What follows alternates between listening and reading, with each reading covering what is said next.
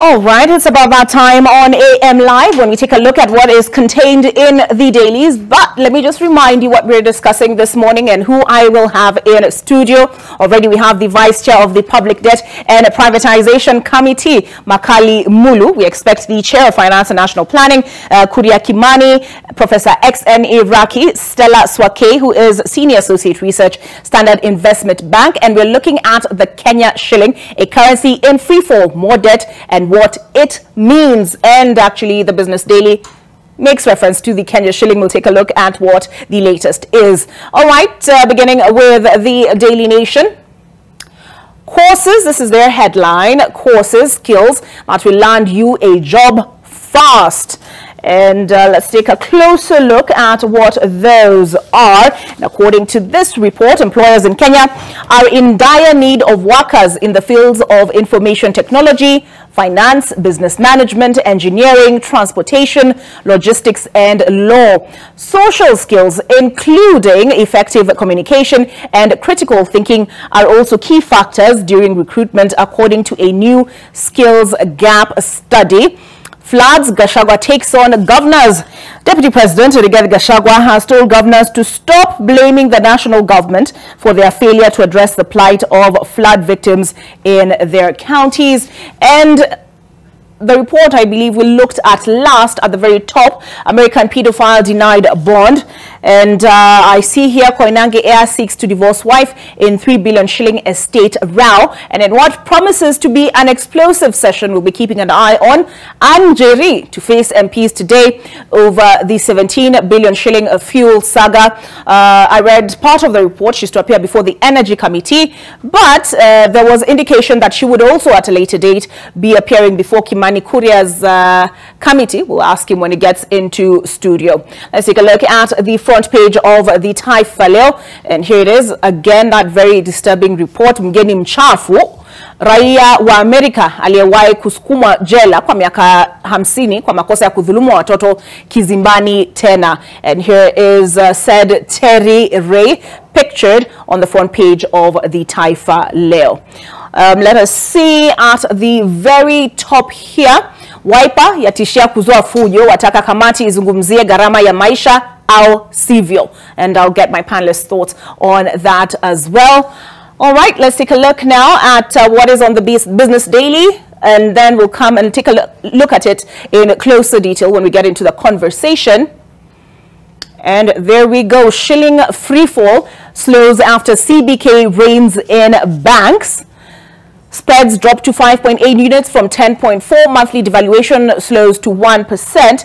And some detail on the front page here. And this report is by Kefa Mwiruri. The Kenya shilling could finally be finding a new footing after it slowed down its monthly free fall to 1% so far in November from the 4.3% in March, weeks after the banking sector regulator asked for an explanation from 10 banks on why they were selling dollars exorbitantly. A tracking of commercial dollar rates offered by 4 banks, including Equity and CBA, I&M and Stanbic by the Business Daily, also shows that the spread, the difference between buying and selling, halved to a mean of 5.8 units this week compared to 10.4 in April, as the data shrinks from the peak of 16 units. The narrowing of the spreads margins comes barely a month after CBK Governor Kamau Thuge told MPs that he had written to 10 main banks asking them to explain why spreads had remained wide despite the interbank reforms. 5.8 difference between buying and selling of dollars this week. Stella, good morning. Karibu sana. Thank you. Let me give you a moment to take a look at this so that you can help us understand what does this mean. But Mheshimiwa Makali Mulu, why does this matter? This the difference between the buying and selling of dollars, the spread, as they have described it. First, what is a spread? A spread is the difference between the official rate given by the central bank and what the bankers are charging. Ah, okay. Yes. So there were efforts. I know I read a report on Kamau Thuge saying that they had there was initially a 20 cent cap or something like that. Stella, did I understand that report correctly? Yeah. Okay, so why does this matter, the cap? In terms of indicating that the state of the Kenya shilling appears to be on better footing today than it was a month ago? Well, the cap will really helps on cushioning or helping to say something in the lines of cushioning, no regulating banks to be able to how can I put this well and simple? I'm trying to get that. I know, right? You're trying to select, you're trying not to use too much jargon. Exactly. So like not to go extra in terms of how they sell the dollars to consumers, to the common wananchi. So this is a good sign? Yeah, it is a good sign. Okay, so the monthly devaluation slows to 1%. All right, we'll get into more detail in a couple of minutes. All right, let's take a look at the ticker. Manufacturing worst hit in job skills gap.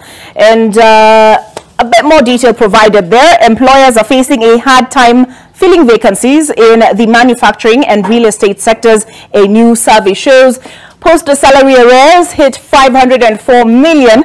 Postal Corporation of Kenya has failed to pay its employees for at least 5 months, pushing salary arrears to 504 million shillings at the end of last month. Africa Healthcare gets 3 billion shillings. Dialysis clinic chain Africa Health Network has received 3.05 billion shillings funding from investor partners for expansion.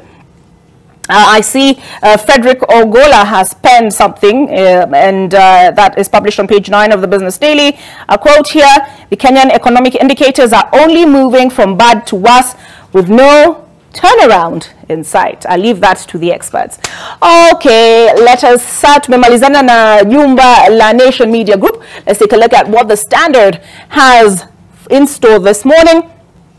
Police in crisis talks over damning report. Retired Justice David Maraga's task force made stinging recommendations against the National Police Commission, and a meeting has been set for next week after one aborted yesterday to discuss a way forward and start the implementation process, including calls for commissioners to head home.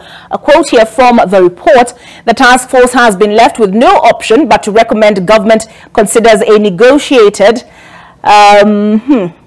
exit. Yeah, that's the word. Exit for the current commissioners of the National Police Service Commission.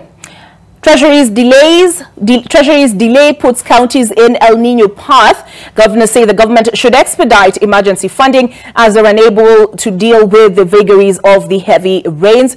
KCPE results out next week from 1 places by December the 25th, which happens to be Christmas. Okay, standing ovation for Ruto in EU. Farmers get maize dryers to curb post-harvest losses.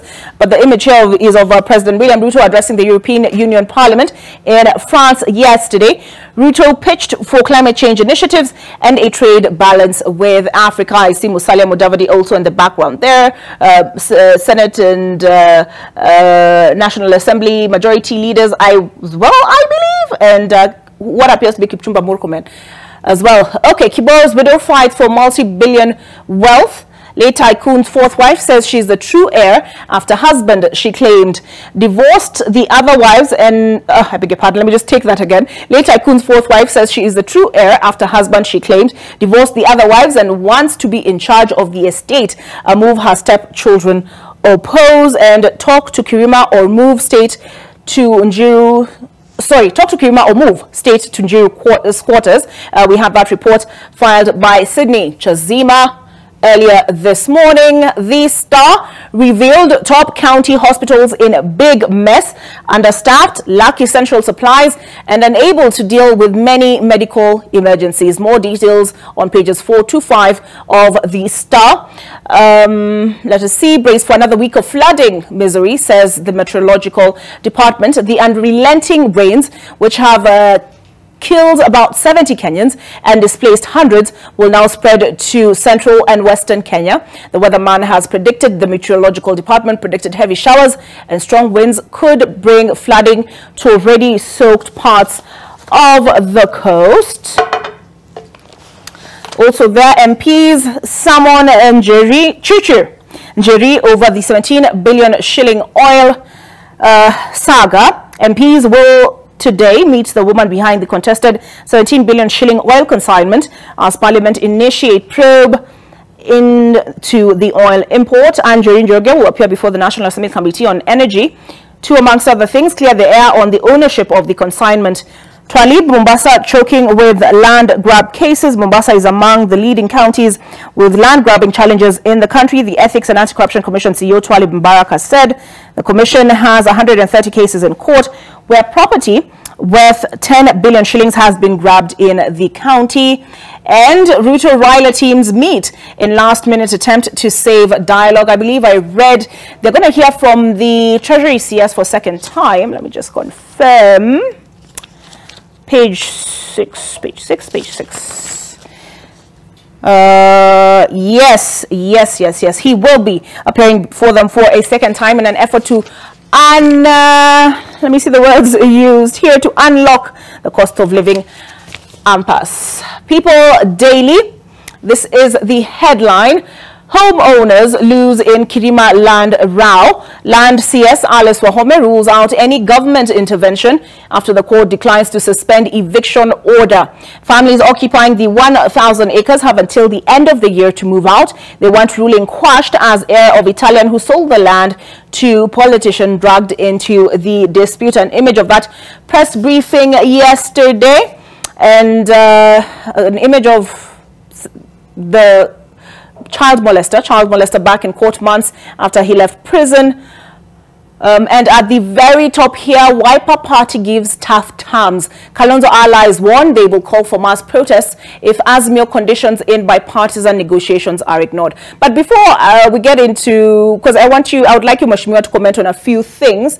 But first, the flooding situation in the country. There appears to be now a back and forth between the county governments and the national governments on who should have allocated funds to mitigate the situation we're witnessing today, including people have died, property has been destroyed. The Kenya Met Department had indicated that we would have El Nino some months back. The president spoke and told us that what we'll have is essentially above average rainfall. Is that, do you think, the cause of all this confusion?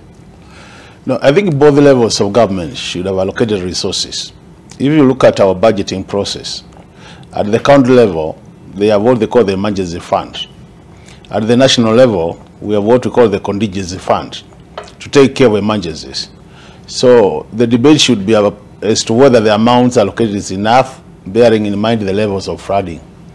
But each level of government should have allocated some resources for that. Okay. So the issue is, I think what now the issue is the national government is finding the demands of the county governments, because each part of Kenya belongs to a county, that now the demands are getting to a level that they might not be able to manage. So it's like they are saying even the county governments should be able to review their budgets to provide more for this kind of emergencies. Yeah.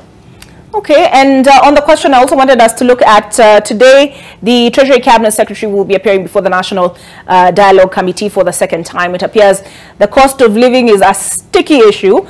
Kenya Kwanza have stated that the proposal on scrapping the housing levy, they say, out of the question. Yes. Wiper spoke yesterday. They say they're ready even to go back to protests if the cost of living issue is not addressed. And one of the cases they've made is for a halving of the current tax, VAT, on petroleum products. Your thoughts? Anyway, I think my thoughts are that if you look at why did the Kenyans go to the streets in the first place, the reasons why Kenyans went to the streets was because of the cost of living. It wasn't because they wanted an official position for opposition leaders. It's not that they wanted a position for the Prime Minister to be entrenched in the Constitution. It wasn't. Those other things are just sideshows. The main reasons why Kenyans went to the streets and why Azimio was leading Kenyans to the streets was cost of living. So in a situation where the main cause of the issue which triggered the demonstrations was cost of living, and then we want to put it to the periphery, anybody would imagine then that we are not doing the right thing. That's why I'm imagining that even before they discuss anything else, cost of living should have been agenda number one, because that's what affects every Kenyan, irrespective of whether you belong to Kenya Kwanza or Azimio. The official position for the opposition leader, that belongs to a section of the Kenyans. The position for the Prime Minister belongs to a section of Kenyans. So why don't we deal with a matter which affects all Kenyans? The other matter which was very critical was the electoral reforms, the issue of the IBC commissioners. And I think that is also critical. And I'm happy that that seems to have been sorted out and agreed. So that's why we are saying, if agenda number 1 was cost of living, agenda number 2 was electoral reforms, agenda number 2 is undressed, then automatically it makes sense to go back to agenda number 1 and address it. And once you address actually I'm sure Kenyans are saying, if you address agenda number 1 and leave the rest, we will still be happy. But now we are telling Kenyans we have dealt with all the others. Agenda number 1, which affects every Kenyan, they are leaving it out. I think they have been unfair to Kenyans. All right. That's why I agree with anybody who says we still need to discuss cost of living as an urgent matter in this country. Okay. Yes. So I want us to take a break. I'm hoping my other 2 guests are not marooned, although Professor Exton Iraki had indicated he was a little bit under the weather. He's always here at 6 a.m. So as I trace them, make sure they're safe. I don't need to send a rescue chopper. Let's take a break. We'll come back with substantively with what we're discussing this morning. And it is this, the Kenya shilling, a currency in free fall, more debt, and what it means. Actually, yesterday, if you looked at the dailies, there was the talk of the 8 trillion shillings that we're going to be receiving from the World Bank. So how will that impact the Kenya shilling? There was speculation that it could improve the situation. As I said, I will leave that to the experts on the other side of this break.